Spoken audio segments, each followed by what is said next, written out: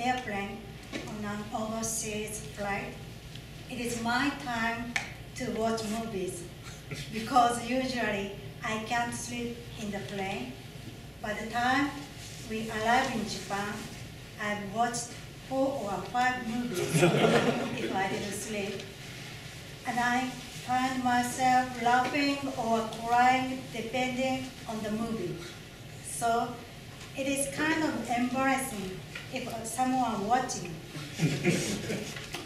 My last business trip was February. I watched Fury. It's difficult to pronounce it. Fury. It's okay. And just before the trip, I watched 7 Years in Tibet at home. Have you ever seen these movies? Do you know what these 2 movies have in common? The main character is Brad Pitt. He was young and beautiful in 7 Years in Tibet, almost 20 years ago. I feel that I've changed a lot myself too. There's one more thing in common. There's a scene in both films where a man who didn't want to kill anyone because of his faith was forced to kill. He had no choice but to kill. They are both violent and sad scenes.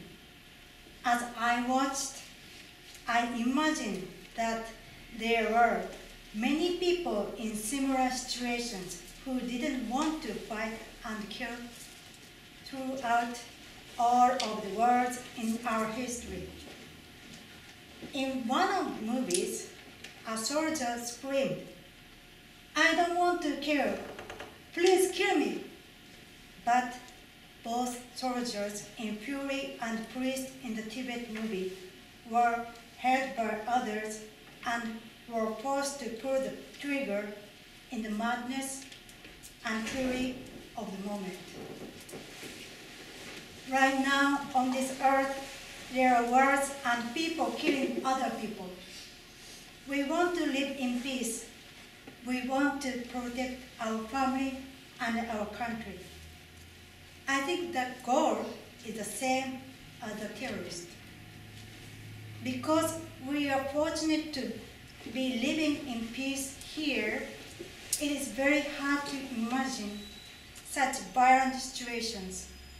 But if we are in such a situation, we must be forced to kill somebody. How can we live in this hopeless world? How can we maintain our hope? What is necessary, I think, is to believe that some unconditional power is working within us. Our power is dependent on the situations, on karmic causes and conditions. Our power as human beings is limited. But on the other hand, there is the unconditional and unlimited power to save all sentient beings. For Christians, it might be the belief that God guides us to heaven. For Buddhists, it is the belief that there is a pledge of the Bodhisattva to save all sentient beings. Shinran said in his notes on Essential of Faith Alone, the sacred name of the Tathagata surpasses measure, description, and conceptual understanding. It is the name of the Tao, embodying great love and great compassion, which brings all sentient beings into supreme nirvana. The name of this Buddha is based on the vow to save all beings. This pledge itself is the name of Buddha, Namu Amida Butsu. a pledge is a public declaration to make a wish come true, no matter what happens, taking full responsibility for its fruition. All sentient beings are saved. This is the voice of Buddha. When we say Namo Amida Butsu, we also can hear the voice of Amida. All sentient beings wish to live happily. Also, if we see a loved one who is suffering, we wish to help the person. Our wish, though, is limited. However, immeasurable human beings have lived in this world. That means there are immeasurable and unlimited wishes in this world.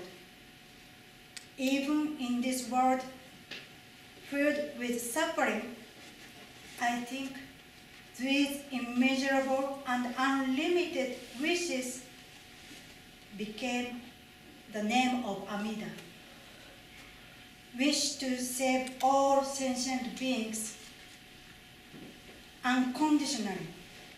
We believe the wish and pledge of Amida and receive the mind of peace and tranquility. So then we whose power is limited can receive the ability to live in any condition, no matter how difficult it is.